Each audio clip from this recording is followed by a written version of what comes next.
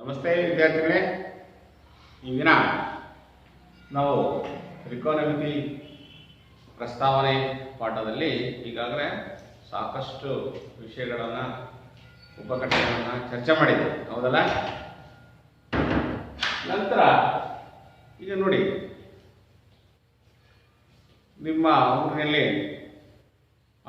Road ಮಾಡ್ತಕ್ಕಂಥ engineers ಮತ್ತು railway ಟ್ರ್ಯಾಕನ್ನು ಅಳತೆ ಮಾಡ್ಬೇಕಾದ್ರೆ ರೈಲ್ವೆ ಟ್ರ್ಯಾಕ್ನಲ್ಲಿ ಹಳಿಗಳು ಯಾವ ರೀತಿಯಾಗಿ ಇದ್ದಾವೆ ಅನ್ನೋದನ್ನು ಮೇಲ್ಮೈ ಮತ್ತು ಮುಂದಿನ ದೂರವನ್ನು ರೋಡನ್ನು ಅಳತೆ ಮಾಡಬೇಕಾದ್ರೆ ಸರ್ವೆ ಡಿಪಾರ್ಟ್ಮೆಂಟ್ನವರು, ಭೂಮಾಪನ ಇಲಾಖೆಯವರು ಮತ್ತು ದೊಡ್ಡ ದೊಡ್ಡ ಬಿಲ್ಡಿಂಗನ್ನು ಕಟ್ಟಬೇಕಾದ್ರೆ ಕೆಲವು ಉಪಕರಣಗಳನ್ನು ಇಟ್ಕೊಂಡಿರ್ತಾರೆ, ನೋಡಿದ್ದೀನಿ, ಹೌದಲ್ಲ ಮಕ್ಕಳೇ? ಮತ್ತು ಸಮುದ್ರಯಾನ ಮಾಡಬೇಕಾದ್ರೆ ಸಮುದ್ರಯಾನದ ಹಡಗಿನಲ್ಲಿ ಅಲ್ಲಿ ದೂರದ ವಸ್ತುಗಳನ್ನು ನೋಡಿದ ಕೆಲವು ವಸ್ತುಗಳನ್ನು ಇಟ್ಕೊಂಡಿರ್ತಾರೆ. ಏನು ದೂರದರ್ಶಕ ಅಂತ ಹೇಳ್ತೀವಿ. ಅದಕ್ಕಿಂತ ಇನ್ನೂ ಕೆಲವು ಉಪಕರಣಗಳಿವೆ. ಅವೇನು? ಅವು ಯಾವ ಆಧಾರದ ಮೇಲೆ ಕೆಲಸ ಮಾಡ್ತವೆ, ಕೆಲವೊಂದು ಉಪಕರಣಗಳು. ನಂತರ ಹಿಂದಿನ ಪ್ರಾಚೀನ ಕಾಲದಲ್ಲಿ ಸಹ ಈ ತ್ರಿಕೋನಮಿತಿ ಅನ್ನೋದು ಬಹಳಷ್ಟು ಉಪಯೋಗ ಆಗಿದೆ. ಯಾಕೆ ಮಕ್ಕಳೇ? ಖಗೋಳಶಾಸ್ತ್ರದಲ್ಲಿ ಈ ತ್ರಿಕೋನಮಿತಿ ಅಧ್ಯಯನ ಸಾಕಷ್ಟು ಬಳಕೆ ಆಗ್ತಾ ಇದೆ. ಯಾಕೆ?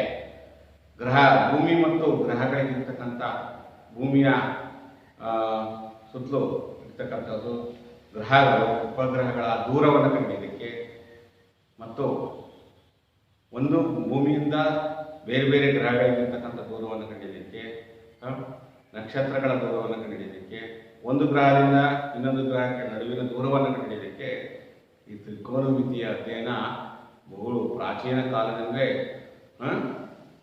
ಖಗೋಳಶಾಸ್ತ್ರದಲ್ಲಿ ಅಧ್ಯಯನ ಮಾಡ್ತಾ ಇದ್ದಾರೆ, ಉಪಯೋಗಿಸ್ತಾ ಇದ್ದೀವಿ. ಆದ್ದರಿಂದ ಏನಂದರೆ ಯಾಕೆ ಖಗೋಳಶಾಸ್ತ್ರದಲ್ಲಿ ಉಪಯೋಗ?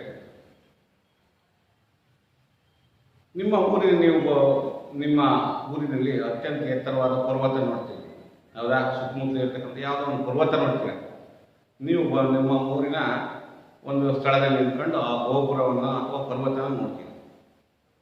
ಆದರೆ ಅಲ್ಲಿ ಹೋಗಿ ಆ ಪರ್ವತದ ಎತ್ತರವನ್ನು ಮೇಲೆ ಹತ್ತಕ್ಕಾಗಲ್ಲ ಅಂತ ಹೇಳ್ಕೊಳ್ಳೋದು.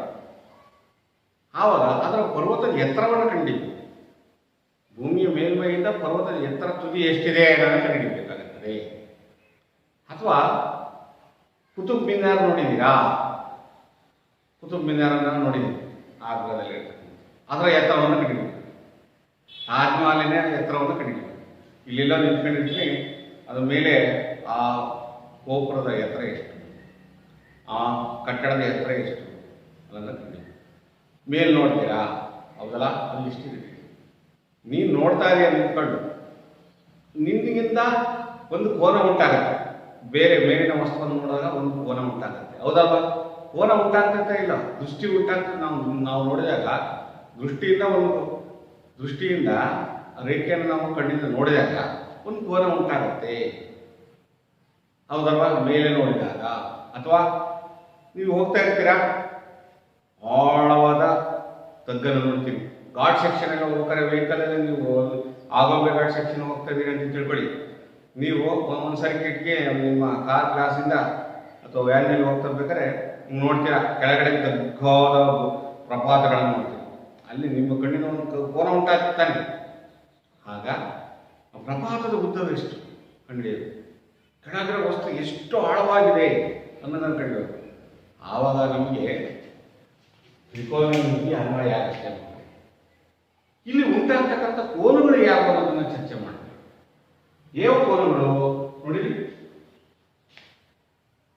ನಾವು ಬೇರೆ ಒಂದು ವಸ್ತುವನ್ನು ನೋಡಿದಾಗ ದೃಷ್ಟಿ ರೇಖೆಯಿಂದ ಈಗ ನೋಡ್ತಾ ಇದ್ದೀವಿ, ಹೌದಾ? ದೃಷ್ಟಿ ನಮ್ಮ ಕಣ್ಣಿನಿಂದ ಈಗ ನೋಡ್ತಾ ಇದ್ದೀವಿ. ನಮ್ಮ ಕಣ್ಣಿಂದ ನೋಡ್ತಕ್ಕಂಥ ಒಂದು ಕಿರಣ ಹೊಂದಿದೆ, ಅದು ದೃಷ್ಟಿ ರೇಖೆ ಅಂತ ಗುರುತು ಮಾಡ್ತಾರೆ. ಈ ವಸ್ತು ಇದೆ, ಇಲ್ಲಿ ನಾನು ಇಲ್ಲಿ ನಿಂತ್ಕೊಂಡಿದ್ದೀನಿ, ನೋಡ್ತಾ ಮೇಲಿನ ವಸ್ತು, ಅವು ದೃಷ್ಟಿ ರೇಖೆ. ಇದೇನದು?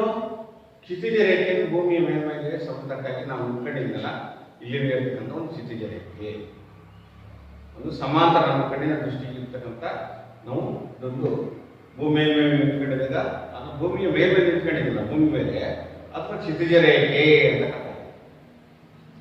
ಮೇಲ್ನೋಟ ಈ ದೃಷ್ಟಿ ರೇಖೆ ಮತ್ತು ಕ್ಷಿತಿಜ ರೇಖೆಗೆ ನಡುವೆ ಒಂದು ಕೋನ ಉಂಟಾಗ್ತದೆ. ಮೇಲ್ನೋಡಿದಾಗ ಅದಕ್ಕೆ ಉನ್ನತ ಕೋನ ಅಂತ ಕರಿತೀವಿ. ಆ ಕೋನವನ್ನು ಏನಂತ ಕರಿತೀವಿ? ಉನ್ನತ ಕೋನ. ನೀವು ಉಪಯೋಗ ನಾವು ಕೆಲವಾರು ವಿವಿಧ ಸನ್ನಿವೇಶಗಳನ್ನು ಕೊಟ್ಟಾಗ ಈ ದೃಷ್ಟಿ ರೇಖೆ, ಕ್ಷಿತಿಜ ರೇಖೆ ಮತ್ತು ಕೋನ ಹೇಗೆ ಉಂಟಾಗುತ್ತೆ ಅಂತ ಗುರುಸೋದನ್ನ, ರೇಖಾಚಿತ್ರವನ್ನು ಬರೆಯೋದನ್ನ ಕಲಿಬೇಕು. ಇದನ್ನ ಏನಂತ ಕರಿತೀವಿ? ಉನ್ನತ ಕೋನ ಅಂತ ಕರಿತೀವಿ. ನಂತರ ಈಗ ನಾವು ಈ ಅಳತೆ ಕೊಟ್ಟಿದ್ರೆ ಇದನ್ನ ಬಿಸಿಯ ಅಳತೆಯನ್ನು ನಾವು ಕಂಡುಹಿಡಿಯಬಹುದಲ್ವಾ? ಕಂಡುಹಿಡಿಯಬಹುದು. ಯಾವ ನಿಯಮ ವಿದ್ಯಾರ್ಥಿಗಳು ಯಾವ ನಿಯಮ ಉಪಯೋಗಿಸ್ಕೊಂಡಿರ್ತೀರಿ? ಪೈಥಾಗರಸ್ ಪ್ರಮೇಯ. ಈಗ ದೃಷ್ಟಿಗಿಂತ ಒಬ್ಬ ವಿವಿಧ ವಸ್ತುವನ್ನು ನೋಡ್ತಾ ಇದ್ದಾನೆ. ಅದು ಎಷ್ಟು ಎತ್ತರದಲ್ಲಿ ನನಗೆ ಗೊತ್ತಿಲ್ಲ. ಇಲ್ಲಿಂದ ಇಲ್ಲಿಂದ ದೂರ ಕೊಟ್ಟಾರೆ, ಇಲ್ಲಿಂದ ಇಲ್ಲಿರುವ ಎತ್ತರವನ್ನು ಕೊಟ್ಟಿದ್ದಾರೆ. ಅವಾಗ ಎಸಿ ಉದ್ದವನ್ನು ಕಂಡುಹಿಡಿಯಬಹುದಲ್ಲ? S, very good.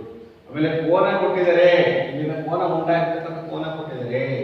ಅವಾಗ ಬರಿಬೋದಲ್ವಾ? ನಿಮಗೆ ಗೊತ್ತಿದೆ ಎ ಬಿ ಸಿ ಒಂದು ಲಂಬ ಕೋನ ತ್ರಿಭುಜ ಆದ್ರೆ ಇಲ್ಲಿ ಕೋನ ಉಂಟಾಯ್ತು. ಇಲ್ಲಿ ಯಾವ ಎಷ್ಟು ಕೋನ ಆಯ್ತು? 30 ಡಿಗ್ರಿ ಆಯ್ತು, 60 ಡಿಗ್ರಿ ಆಯ್ತು, 90 ಡಿಗ್ರಿ ಆಯ್ತು, 100 ಡಿಗ್ರಿ ಆಯ್ತು. ಏನೋ ಎಷ್ಟು ಪೂರ್ಣಾಂಕ ಕೋನ ಉಂಟಾಗಿದೆ? ಸೈನ್ 30 ಡಿಗ್ರಿ ಆಯ್ತು. ಸೈನ್ ಥೀಟಾ ಅಂದ್ರೆ ಏನೋ ಮಕ್ಕಳೇ? ಅಭಿಮುಖ ಬಾಹು ಬೈ ವಿಕರ್ಣ ಬಾಹು. ಅದರ ಆಧಾರದ ಮೇಲೆ ನೀವು ಬರ್ತಾ ಅವಾಗ ಕೋನವನ್ನು ಕಂಡಿದ್ದೀರಿ. ಈ ಅಳತೆಯನ್ನು ಕಂಡು ಭಾವನ ಯಾವುದೇ ಎತ್ತರ ಆಗಿರ್ಬೋದು, ದೂರ ಆಗಿರ್ಬೋದು, ಕ್ಷಿತಿಜ ರೇಖೆಯ ದೂರ ಆಗಿರ್ಬೋದು, ದೃಷ್ಟಿಯಿಂದ ವಸ್ತುವಿನ ದೂರ, ಆ ದೃಷ್ಟಿ ನಿಂತಿರುವ ಸ್ಥಾನದಿಂದ ಮೇಲೆ ಎತ್ತರಕ್ಕೆ ಆ ತುದಿಗಿರ್ತಕ್ಕಂಥ ದೂರವನ್ನು ಕಂಡಿದ್ದೀವಿ. ಮತ್ತೆ ಆ ವಸ್ತು ಭೂಮಿಯ ಕ್ಷಿತಿಜ ಮಟ್ಟದಲ್ಲಿ ಎಷ್ಟು ಎತ್ತರದಿಂದ ಅಂತಲೂ ನಾವು ಕಂಡಿದ್ದೀವಿ. ಆದ್ದರಿಂದ ಎಷ್ಟು ಉಪಯೋಗ ಇದೆ ಮಕ್ಕಳೇ ಅಲ್ವಾ? ಈ ರೀತಿಯ ಸಮಸ್ಯೆಗಳನ್ನ ಉನ್ನತ ಕೋನ ಉಂಟಾದಾಗ ಹೇಗೆ ಅನ್ನೋದನ್ನ ಮುಂದೆ ಚರ್ಚೆ ಮಾಡೋಣ. ಈಗ ಸಮಸ್ಯೆಗಳನ್ನು ಕೊಡ್ತಾ ಹೋದಾಗ, ನಾವು ಅಧ್ಯಯನ ಮಾಡ್ತಾ ಹೋದಾಗ ಉನ್ನತ ಕೋನದ ಸಮಸ್ಯೆಗಳು ಹೇಗೆ ಬರ್ತದೆ ಅನ್ನೋದನ್ನ ನಾವು ಅಧ್ಯಯನ ಮಾಡಬಹುದು. ಹಾಗೆ ವಿದ್ಯಾರ್ಥಿಗಳೇ, ಒಬ್ಬ ವಿದ್ಯಾರ್ಥಿನಿ ಇಲ್ಲಿ ಮೇಲೆ ಅವ್ರ ಮನೆ ಮೇಲೆ ಕಟ್ಟಡದ ಮೇಲೆ ನಿಂತ್ಕೊಂಡಿದ್ದಾರೆ. ಅವ್ರ ಪಕ್ಕದ ಮನೆ, ಅವರ ಬಿಲ್ಡಿಂಗಿನ ಪಕ್ಕದಲ್ಲಿ ಒಂದು ದೊಡ್ಡದಾದ ಒಂದು ನದಿ ಹರಿತಾ ಇದೆ. ಸಣ್ಣದು ಸ್ವಲ್ಪ ಚಾನಲ್, ಒಂದು ಕೆನಲ್ ಅಥವಾ ಏನೋ ಹರಿತಾ ಇದೆ. ಅಲ್ಲಿ ನಿಂತ್ಕೊಂಡವಳು ಅಲ್ಲೇ ಒಂದು ದೋಣಿ ಹೋಗ್ತಾ ಇತ್ತು. ಅಲ್ಲಿ ಒಂದು ದೋಣಿನ ಏನೋ ಒಂದು ಹೋಗ್ತಾ ಇದೆ ಆ ನದಿಯಲ್ಲಿ. ಅವಾಗ ಅದನ್ನ ನೋಡ್ತಾ ಇದ್ದಾರೆ. ನೋಡ್ತಾ ಇದ್ದಾಗ ಏನುಂಟಾಯ್ತು ಮಕ್ಕಳೇ? ನೋಡ್ತಾ ಕೆಳಗೆ ನೋಡ್ತಾರೆ, ಈ ಡೌನ್ ಆಯ್ತು ನೋಡಿ. ವಿದ್ಯಾರ್ಥಿನಿ ಅಥವಾ ವಿದ್ಯಾರ್ಥಿ ನೋಡ್ತಾರೆ. ಈ ವಿದ್ಯಾರ್ಥಿ ನಿಂತ್ಕೊಂಡಿದಾರಲ್ಲ, ಇದು ಕ್ಷಿತಿಜ ರೇಖೆ. ಅವಳು ನಿಂತ್ಕೊಂಡಿರ್ತಕ್ಕಂಥದ್ದು ಬಿಲ್ಡಿಂಗ್ ಮೇಲೆ, ಆರ್ಸಿ ಮೇಲೆ ನಿಂತ್ಕೊಂಡ ನೋಡ್ತಾ ಇರೋ ಕೆಳಗೆ. ಅದು ಇಲ್ಲಿಂದ ಇಲ್ಲಿರ್ತಕ್ಕಂಥ ಇದನ್ನ ಕ್ಷಿತಿಜ ರೇಖೆ ಅಂತ ಕರಿತೀವಿ ನಾವು ನಿಂತಿರೋದು. ಆ ಕ್ಷಿತಿಜ ಮಟ್ಟ ಮತ್ತೆ ಕೆಳಗೆ ಪ್ರಪಾತ, ಕೆಳಗಡೆ ಇರ್ತಕ್ಕಂಥ ಒಂದು ನದಿಯ ಕೆಳಗಡೆ ನೋಡ್ತಾರೆ. ಅದೇ ಅಂತ ಕರಿತೀವಿ ವಸ್ತುವನ್ನು ನೋಡ್ತಾ ಇದ್ದಾಳೆ. ಅವಾಗ ಅದನ್ನ ದೃಷ್ಟಿ ರೇಖೆ ಕೆಳಗೆ ನೋಡ್ತಾರೆ. ಆದಾಗ ಈ ಕ್ಷಿತಿಜ ಮಟ್ಟ ಮತ್ತು ದೃಷ್ಟಿ ರೇಖೆ ಕೆಳಗಡೆ ನೋಡ್ತಾ ಇದ್ರೆ ಅದೇನಂತ ಕರಿತೀವಿ?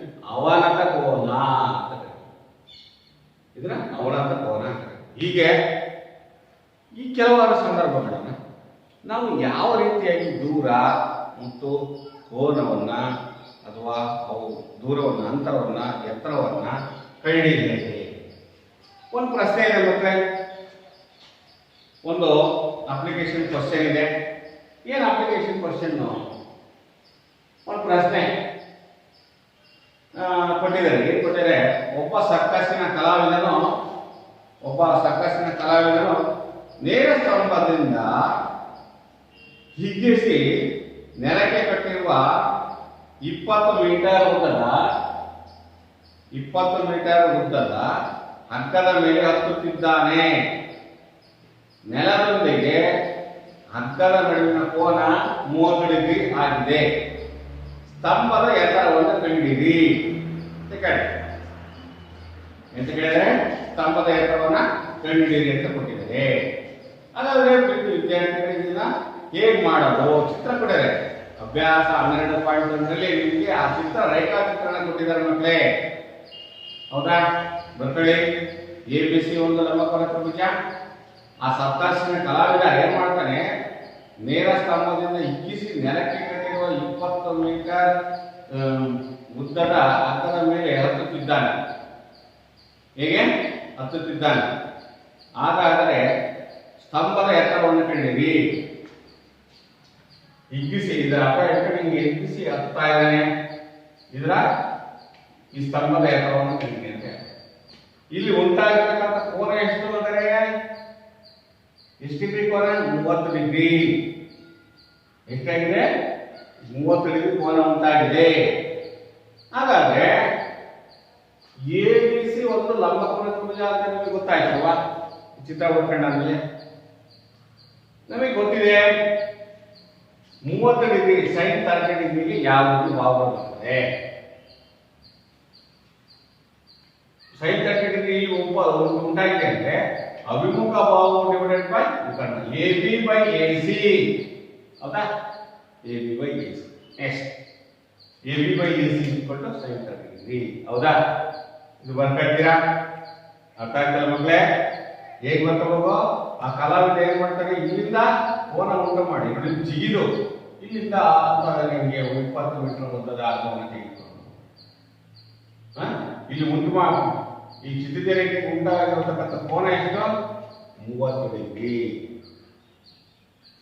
ಹಾಗಾದ್ರೆ AB ಆ ಸ್ತಂಭದ ಎತ್ತರವನ್ನು ಕಂಡುಹಿಡಿಯಿರಿ. Therefore sin 30 degree is equal to AB by AC. ಹೇಗೆ? ಅಭಿಮುಖ ಬಾಹು ಬೈ ವಿಕರ್ಣ ಬಾಹು. ಆಮೇಲೆ ನಮಗೆ ಗೊತ್ತಿದೆ AB ಅಳತೆಯನ್ನು ಕಂಡುಹಿಡಿಯಬೇಕು. AC ಅಳತೆ 20 ಮೀಟರ್ ಕೊಟ್ಟಿದ್ದಾರೆ. ಇಲ್ಲಿ sin 30 ಡಿಗ್ರಿ ಅಂದ್ರೆ ಅರ್ಧ. ಎರಡನೇ ಒಂದು sin 30 ಡಿಗ್ರಿ ಬೆಲೆ ಎಷ್ಟು? ಅರ್ಧ. ಬರ್ಕೊಳ್ತೀರಾ? ಓರೆ ಗುಣಾಕಾರ ಮಾಡ್ಕೊಳ್ಳಿ. ಈಗ 2 into AB 2AB is equal to 20 by ನೋಡಿ 2 ಇಂಟು AB 20 ಅಂದ್ರೆ 20. AB ಏನಾಗುತ್ತೆ ಮುಂದೆ? ಹೌದಾ?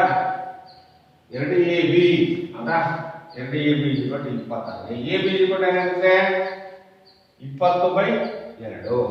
2 ಒಂದೇ 2 20. ಹಾಗಾದ್ರೆ AB ಬೆಲೆ ಎಷ್ಟು ಬರ್ತದೆ? 10 ಮೀಟರ್. ಆ ಸ್ತಂಭದ ಎತ್ತರ 10 ಮೀಟರ್ ಆಗಿದೆ.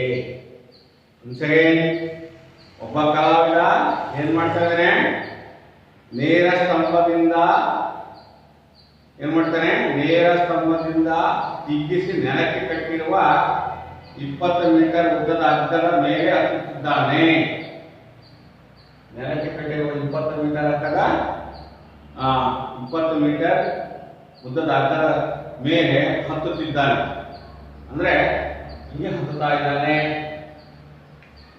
ಹಿಗ್ಗಿಸಿ ಹತ್ತುತ್ತಾ ಇದ್ದಾನೆ. ಉಂಟಾಗಿರೋ ಕೋನ ಎಷ್ಟಿಗೆ? 30 ಡಿಗ್ರಿ.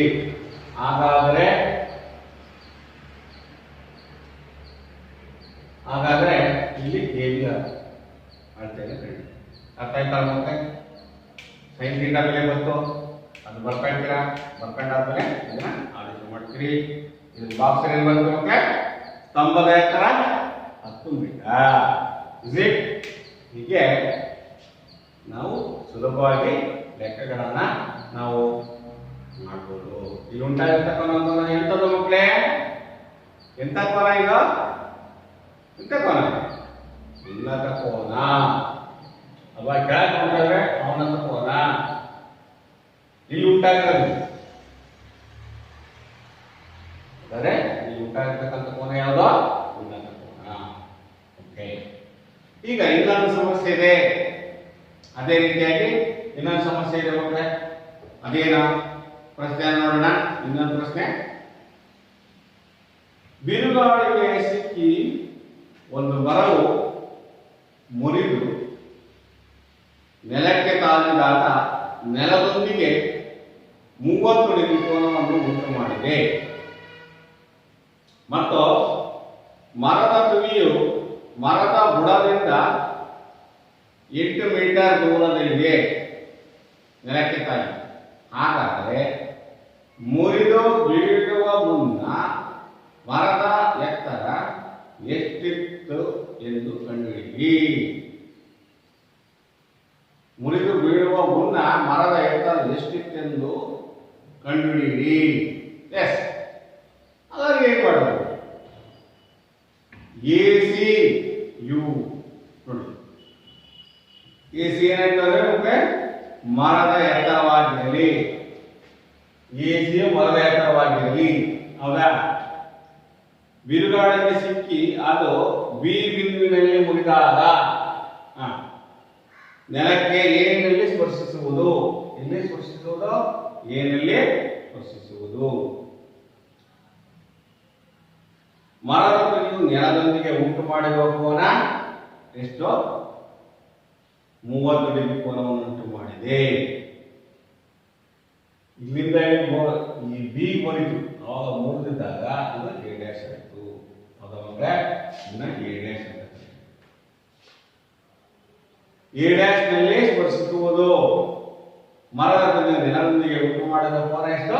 30 ಡಿಗ್ರಿ. ಹಾಗಾದರೆ ಮುರಿಯುವುದಕ್ಕಿಂತ ಮುಂಚೆ ಅದರ ಎತ್ತರ ಎಷ್ಟಿತ್ತು ಅಂತ ಹೇಳಿ. ಎಷ್ಟಿತ್ತು ಅಂತ ಹೇಳಿ. ಮರದ ಎತ್ತರ ಅಂದ್ರೇನ? A dash B plus A B. A dash B plus B C. A dash B plus B C. ಈ ಎತ್ತರವನ್ನು ನಾವು ಕಂಡಿದ್ದೀವಿ. ಹಾಗಾದ್ರೆ ತ್ರಿಭುಜ ಎ ಡ್ಯಾಶ್ ಬಿ ಯಲ್ಲಿ ತ್ರಿಭುಜ ನೋಡಿ, ಇಲ್ಲಿ ನೋಡ್ಕೊಳ್ಳಿ ಕಡೆ A dash B C. Tribhuja A dash B C ಯಲ್ಲಿ tan 30 degree is equal to tan 30 degree is equal to BC by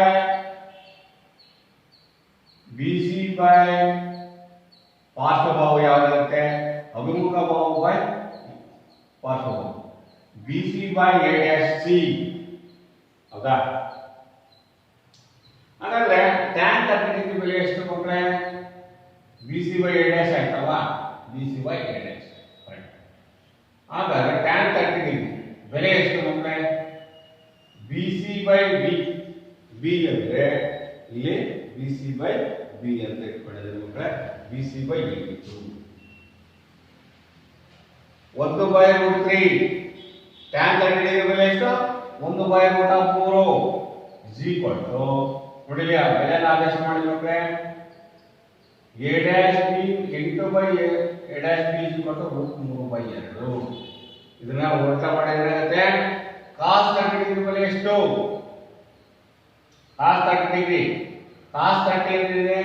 A dash B A dash C divided by A dash B. cos 30 ಏನಿದೆ? ಅಭಿಮುಖ ಭಾವ by ಅಲ್ಲ ಪಾರ್ಶ್ವಭಾವ by ವಿಕರ್ಣ ಭಾವ. ಪಾರ್ಶ್ವಭಾವ by ವಿಕರ್ಣ ಭಾವ. therefore A dash C ಬೆಲೆ ಎಷ್ಟು? 8. ವಿಕರ್ಣ ಭಾವದ ಬೆಲೆ ಎಷ್ಟು? A dash B ನ ಬೆಲೆ ಎಷ್ಟು? 2. ಹೌದಾ? A dash B is equal to 2. ಅದನ್ನ ಹೋಲಿಕೆ ಮಾಡ್ಕೊಂಡ್ರೆ cos 30 ಅಂತ √3/2 ಅಂತ ಆಗುತ್ತೆ ಬೆಲೆ. ಹೌದಾ? ಇದು ಹೋಲಿಕೆ ಮಾಡ್ತೀರಾ 8/√3 ಮೀಟರ್ ಇಂಟು 8 ಇಂಟು 2.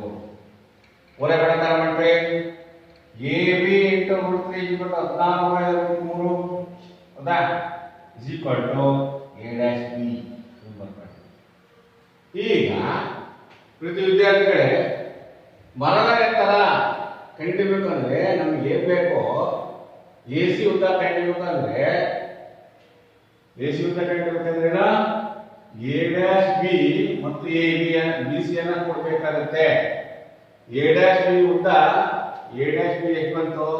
14/√3. BC ಬೆಲೆ ಎಷ್ಟಿದೆ?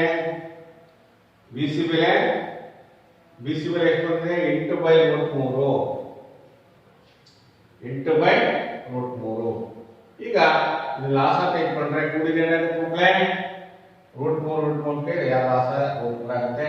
ಇದು ಕೂಡ್ಕೊಂಡೆ 24/√3. ಹೌದಾ? 24/√3 ಪ್ಲಸ್ √3/√3 ಇದನ್ನ ಉಳಿಸ್ಕೊಂಡಾಗ 24√3/3 ಆಗುತ್ತೆ. ಮೀಟರ್.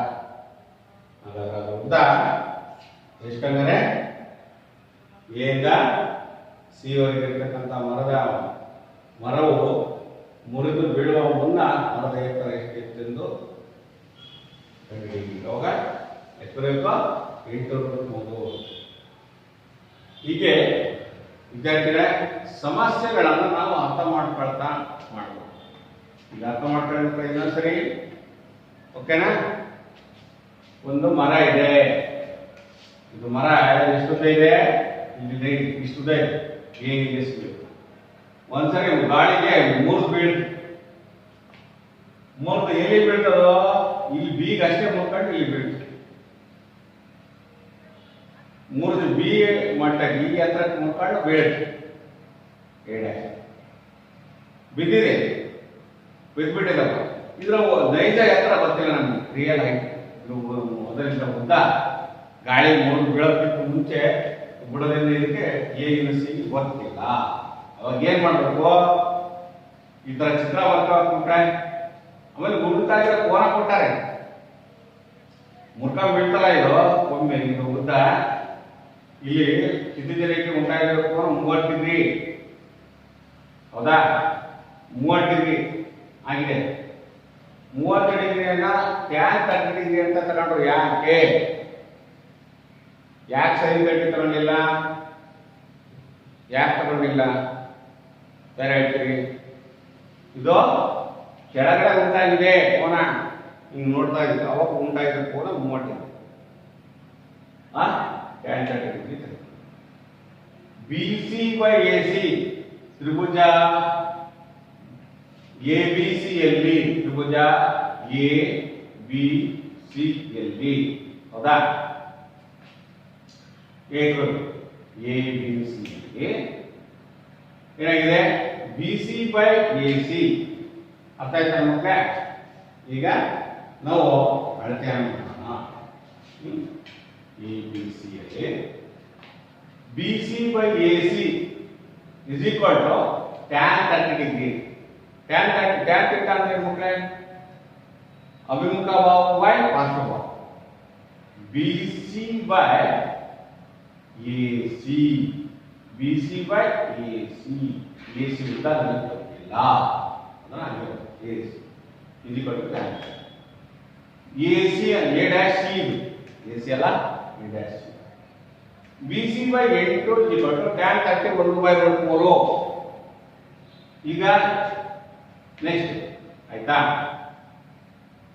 ಈಗ 8 by A dash B, 8 by A dash B is equal to √3/2.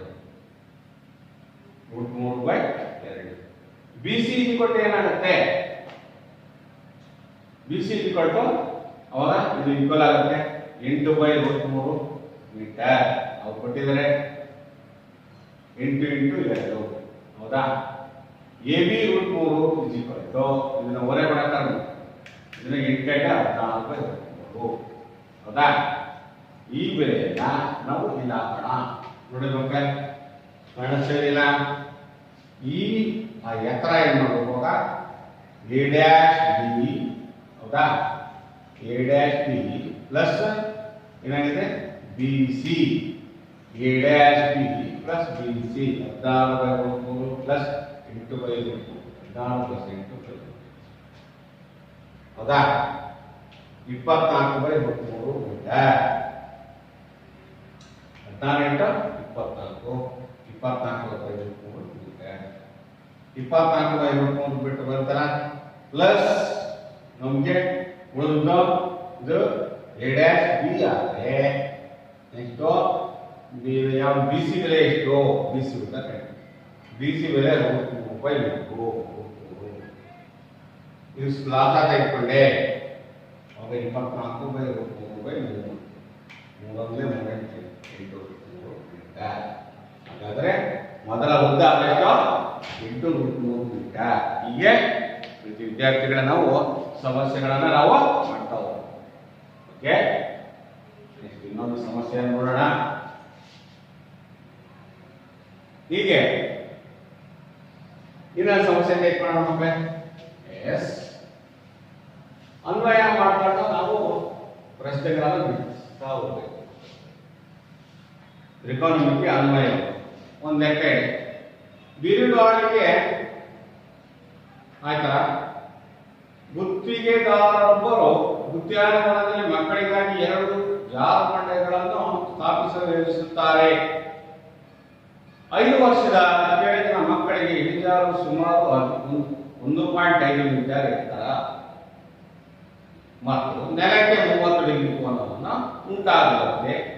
ಹಾಗೂ ಹಿರಿಯ ಮಕ್ಕಳಿಗೆ ಜಾರುಬಂಡೆ ಸುಮಾರು 3 ಮೀಟರ್ ಎತ್ತರ ಹಾಗೂ ನೆಲಕ್ಕೆ 60 ಡಿಗ್ರಿ ಓರೆಯಾಗಿರುವಂತೆ ಸ್ಥಾಪಿಸಲು ಇಷ್ಟಪಡುತ್ತಾರೆ.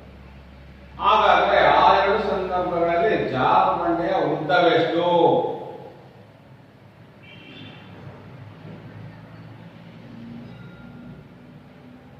ನೋಡಿ, 5 ವರ್ಷದ ಕೆಳಗಿನ ಮಕ್ಕಳಿಗೆ ಎತ್ತರ ಎಷ್ಟಿರ್ಬೇಕು? 1.5 ಮೀಟರ್ ಎತ್ತರ, ಕೋನ 30 ಡಿಗ್ರಿ. ಅದೇ ಹಿರಿಯ ಮಕ್ಕಳಿಗೆ ಎಷ್ಟಿರ್ಬೇಕು? 3 ಮೀಟರ್ ಎತ್ತರ, ಕೋನ ಎಷ್ಟು? 60 ಡಿಗ್ರಿ ಆಗಿದೆ. ಹಾಗಾದ್ರೆ ಈ 2 ಸಂದರ್ಭಗಳಲ್ಲಿ ಜಾರುಬಂಡೆಯ ಉದ್ದವೆಷ್ಟು? ಸ್ಲೈಡ್ ಆ ಜಾರುಬಂಡೆಯ ಉದ್ದವನ್ನು ಕಂಡು ಇದು ಚಿತ್ರ ಹಾಕೋಣ ಮಕ್ಕಳೇ. ಚಿತ್ರ ಹಾಕಿದ್ರೆ ಗೊತ್ತಾಗತ್ತೆ ನಮಗೆ, ಹೌದಾ?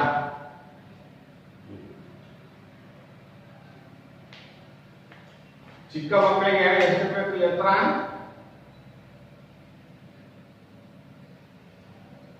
30 ಡಿಗ್ರಿ ಕೋನ ಉಂಟಾಗಬೇಕು ಜಾರುಬಂಡೆ. ಅದರ ಎತ್ತರ ಇಷ್ಟು.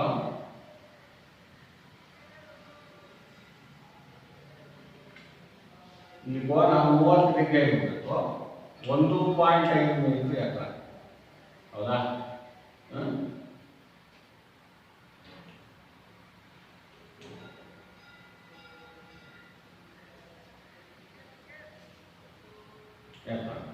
ಇದು ಉದ್ದ ಇದೆ. ಇದು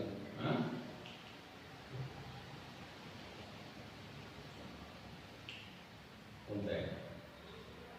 ಇದು ಚಿಕ್ಕ ಮಕ್ಕಳಿಗೆ. ಅದೇ ದೊಡ್ಡ ಮಕ್ಕಳಿಗಾದ್ರೆ ನಮಗೆ ಇದು ಎಷ್ಟಿರ್ಬೇಕಂದ್ರೆ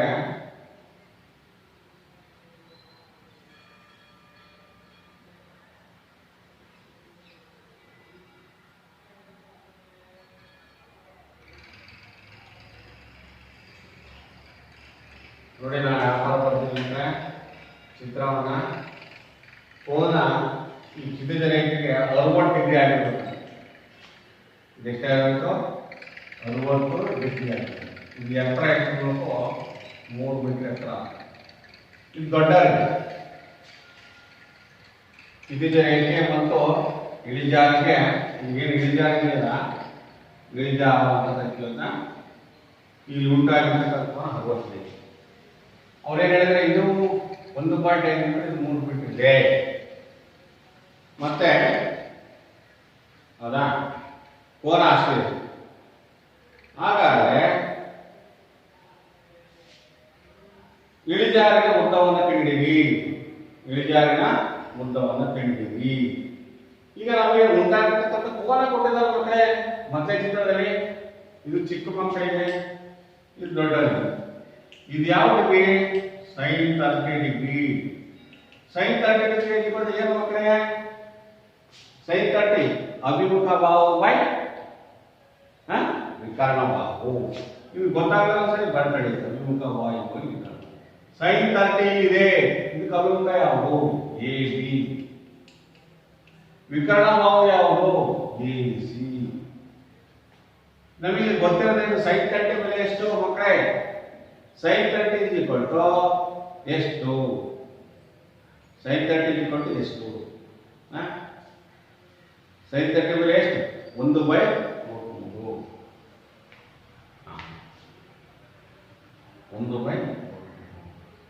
1/√3 equal to AB/AC.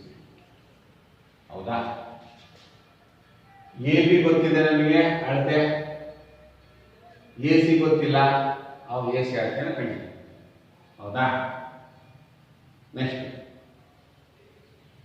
ಆಯ್ತಾ? sin 30 ಎಷ್ಟು sin 30 ಡಿಗ್ರಿ ಬೈ ಹಾಫ್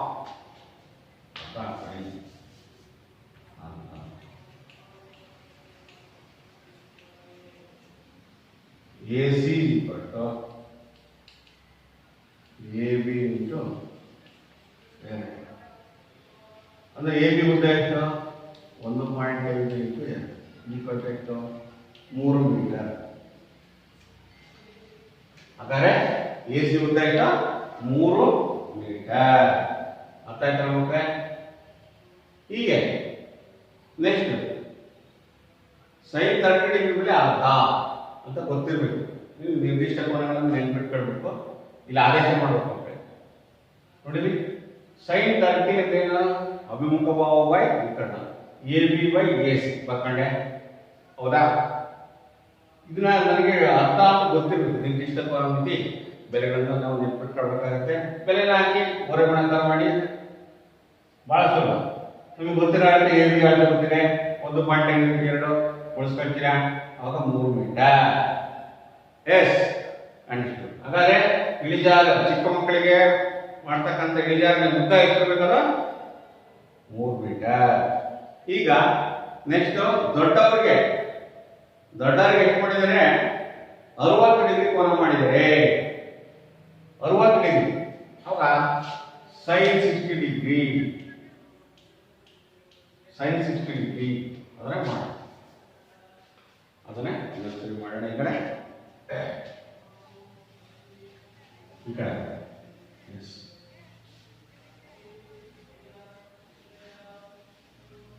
ಎರಡನೇ ಚಿತ್ರ ನೋಡಿ ಮಕ್ಕಳೇ, ಎರಡನೇ ಚಿತ್ರ ಮಕ್ಕಳೇ ನೋಡಿ, sin 60 ಡಿಗ್ರಿ 60 ಡಿಗ್ರಿ ಕೋನ 60 ಡಿಗ್ರಿ.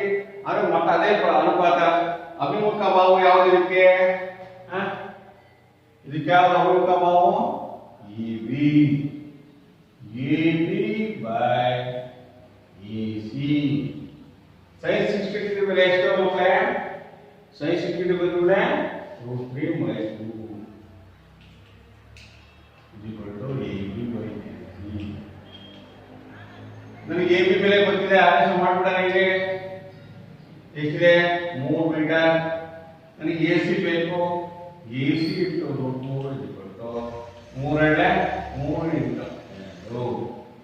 ನನಗೆ AC ಬೆಲೆ ಬೇಕು 3 √3 ಇಂಟು 2 ಬೈ AC √3. AC √3. ಈ 3ಅನ್ನ √3 ಇಂಟು √3 ಕೆಳಗಡೆ √3 ಹೊಡಿರಿ. ಹೌದಾ? 2 √3 ಮೀಟರ್, 2 √3 ಮೀಟರ್. ಅದರ ಉದ್ದ ಎಷ್ಟಿದ್ರೆ AC ಉದ್ದ ಎಷ್ಟು ಮಕ್ಕಳೇ? ಹಾಗಾದ್ರೆ ದೊಡ್ಡ ಮಕ್ಕಳಿಗೆ ಮಾಡ್ತಕ್ಕಂಥ ಒಂದು ಇಳಿಜಾರಿನ ಉದ್ದ ಎಷ್ಟಿರ್ಬೇಕು? ಇದು 3 ಮೀಟರ್ ಇದೆ. ಎಷ್ಟಿರ್ಬೇಕು? 2 √3 ಅಂದ್ರೆ ಅದು ಸ್ಕ್ವೇರ್ ಮಾಡಿ ಮಕ್ಕಳೇ. ಅದರ ಅರ್ಥ √3 ವರ್ಗಮೂಲ ಎಷ್ಟು? 1 ಪಾಯಿಂಟ್ ಎಷ್ಟು ಬರ್ಬೋದು ಅಲ್ವಾ? ಅಪ್ರಾಕ್ಸಿಮೇಟ್ ಅಂದ್ರೆ 1.5 1.6 1.4 ಅದು ರೈಟ್ ಅಷ್ಟೇ. ಅವಾಗ ಇದಕ್ಕಿಂತ ಜಾಸ್ತಿ ಇದೆ ತಾನೆ ಉದ್ದ, ಇದು ಉದ್ದ ಜಾಸ್ತಿ ಬರುತ್ತೆ. ಅದರಂತೆ 2 √3 ಮೀಟರ್. ಯಾಕಂದ್ರೆ ಗೋಪುರದ ಇಳಿಜಾರಿನ ಉದ್ದ ಅಷ್ಟೇ. ಹೀಗೆ ವಿದ್ಯಾರ್ಥಿಗಳೇ ನಾವು ಹಲವಾರು ಸಮಸ್ಯೆಗಳನ್ನು ಮಾಡಿಬಿಡಿಸ್ತಾ ಹೋಗೋಣ. ಹೌದಲ್ಲ ಮಕ್ಕಳೇ? ಬಿಡಿಸ್ತಾ ಇರಲಿಲ್ಲ. ಹೀಗೆ ನೋಡಿ, ಇನ್ನು ಕೆಲವರು ಗೋಪುರದ ಪಾದದಿಂದ 30 ಮೀಟರ್ ದೂರದ ಗೋಪುರದ ಪಾದದಿಂದ 30 ಮೀಟರ್ ದೂರದ ನೆಲದ ಮೇಲಿನ ಒಂದು ಬಿಂದುವಿನಿಂದ ಗೋಪುರದ ತುದಿಯನ್ನು ನೋಡಿದಾಗ ಉಂಟಾಗುವ ಉನ್ನತ ಕೋನ 30 ಡಿಗ್ರಿ. ಆದರೆ ಗೋಪುರದ ಎತ್ತರವನ್ನು ಕಂಡಿರಿ, ಗೋಪುರದ ಎತ್ತರವನ್ನು ಕಂಡಿರಿ ಅಂತ ಹೇಳ್ತಾರೆ. ಹೇಗೆ ಮಾಡ್ತೀರಿ? ಗೋಪುರದ ಎತ್ತರ ಮೇಲೆ ನೋಡಿದರೆ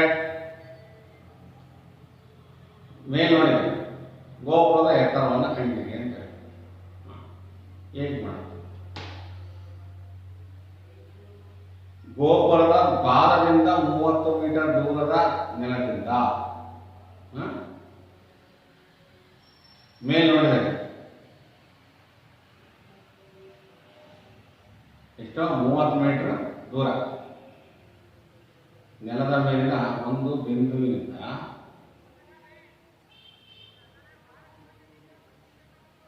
ಎಲ್ಲೋ ಗೋಪುರ ಇದೆ ಮತ್ತೆ ಇದು ಗೋಪುರ ಅಂತ ಹೇಳ್ಕೊಳ್ಳೋಣ. ಇದು ಗೋಪುರ ಇದೆ.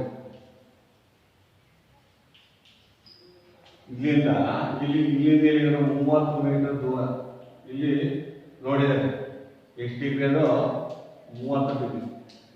30 ಡಿಗ್ರಿ ಅಂತ ಹೇಳಿದ್ರೆ ಹೌದಾ, 30 ಡಿಗ್ರಿಯಿಂದ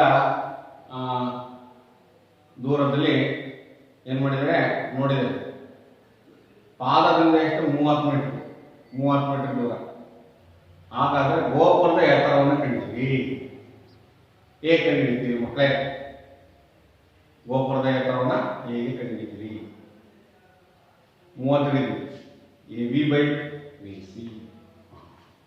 ಇದನ್ನ ನಾವು ಮಕ್ಕಳೇ ಚಿತ್ರ ಹಾಕೋಣ. ಹೌದಲ್ಲ, ಚಿತ್ರ ಹಾಕೋಣ ಮಕ್ಕಳೇ. ಇದಕ್ಕೆ ಚಿತ್ರ ಅದೇ ತೋಣ ಸ್ವಲ್ಪ ಇಲ್ಲಿ ಬಿಡಿಸ್ಕೊಳ್ಕೋಣ. ಎಸ್, ಇದೊಂದು ಗೋಪುರ ರಫ್ ಸ್ಕೆಚ್ ಹಾಕೋಣ ಮಕ್ಕಳೇ. ಇಲ್ಲಿಂದ ಇಲ್ಲಿಂದ 30 ಮೀಟರ್ ಇದೆ. ಇದು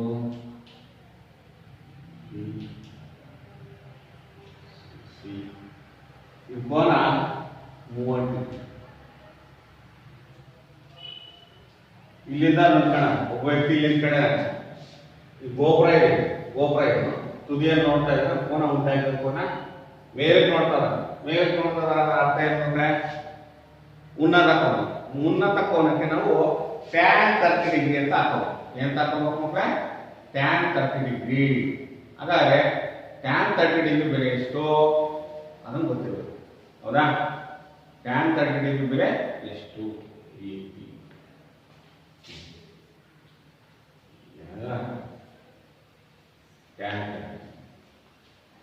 ಟ್ಯಾನ್ 30 ಡಿಗ್ರಿ ಇಲ್ಲಿ ಕೊಟ್ಟು ಟ್ಯಾನ್ 30 ಡಿಗ್ರಿ ಏನು ಉತ್ತರ? ಉತ್ತರ ಇದೆ ಟ್ಯಾನ್ 30 ಇದೆ. ಅಭಿಮುಖ ಬಾಹು ಬೈ ಪಾರ್ಶ್ವ. ಅಭಿಮುಖ ಯಾವ್ದಾಗುತ್ತೆ? AC/BC. ಹೌದಾ? ಟ್ಯಾನ್ 30 ಡಿಗ್ರಿ ಬೆಲೆ √3 ಎಷ್ಟಾಗುತ್ತೆ? ಟ್ಯಾನ್ 30 ಡಿಗ್ರಿ ಬೆಲೆ 1/√3. ಹೌದಾ? 1/√3 ಆದೇಶ ಮಾಡಿ ಮಕ್ಕಳೇ.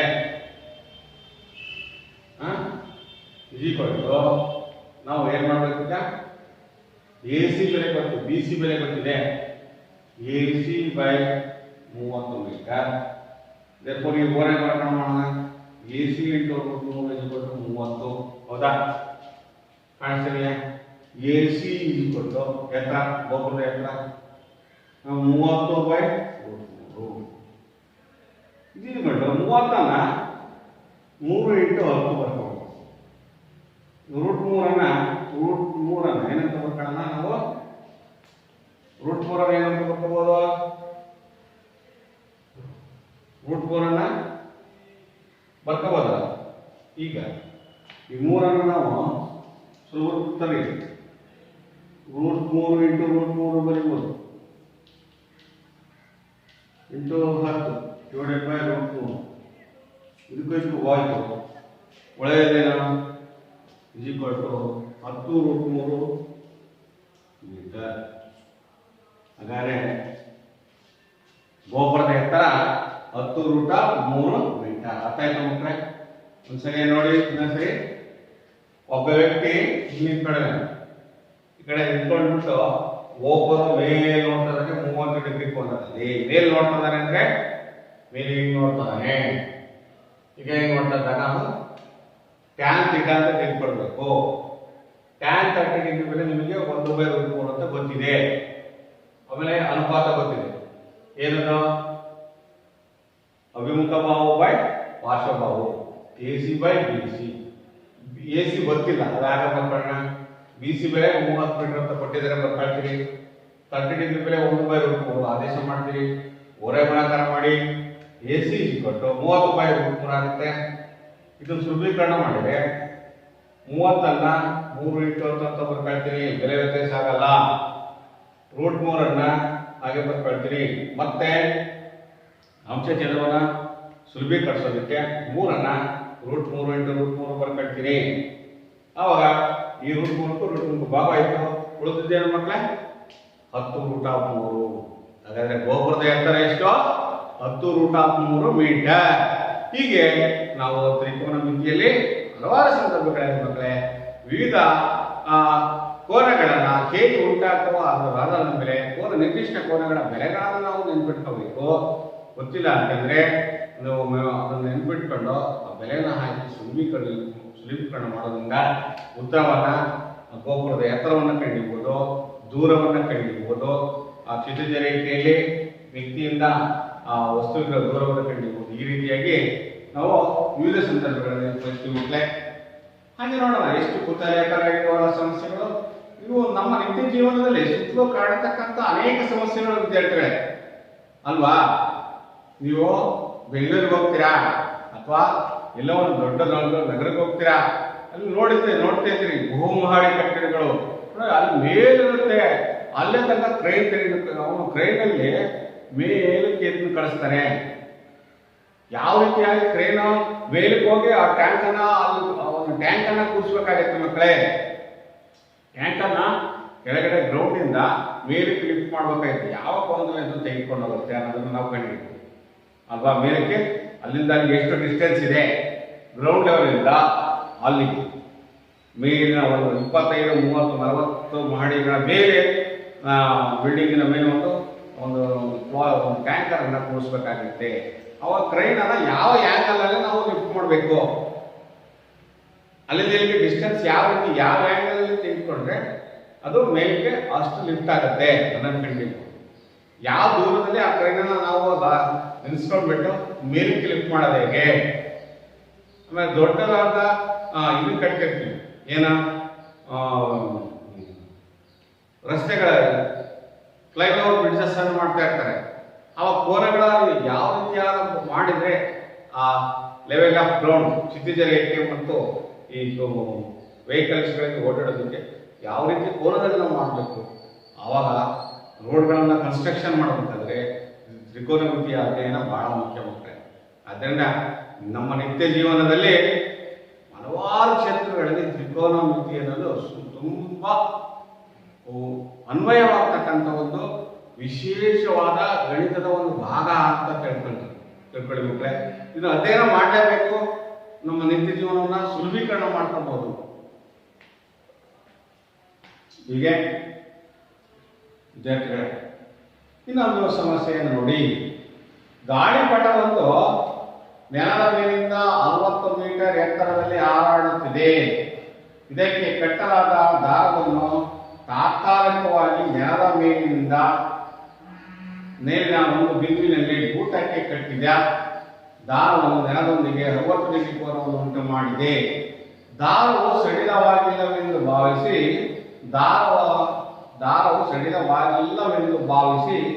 ದಾರದ ಉದ್ದವನ್ನು ಕಂಡಿರಿ. ನೋಡಿ, ಇದಕ್ಕೆ ಎಷ್ಟು ಸ್ಥಾನ ಕೊಡ್ತೀನಿ ಮಕ್ಕಳೇ, ನೀವು ಮಾಡ್ತೀರಲ್ಲ ಮತ್ತೆ. ಒಂದು ಗಾಳಿಪಟ ಬಿಟ್ಟಿದ್ದಾನೆ ಒಬ್ಬ ಹುಡುಗ ನೆಲದ ಮೇಲಿಂದ 60 ಮೀಟರ್ ಎತ್ತರದಲ್ಲಿ. ನೋಡಿ, ನೆಲದ ಮೇಲಿಂದ 60 ಮೀಟರ್ ಎತ್ತರದಲ್ಲಿ ಹಾರಾಡುತ್ತಿದೆ.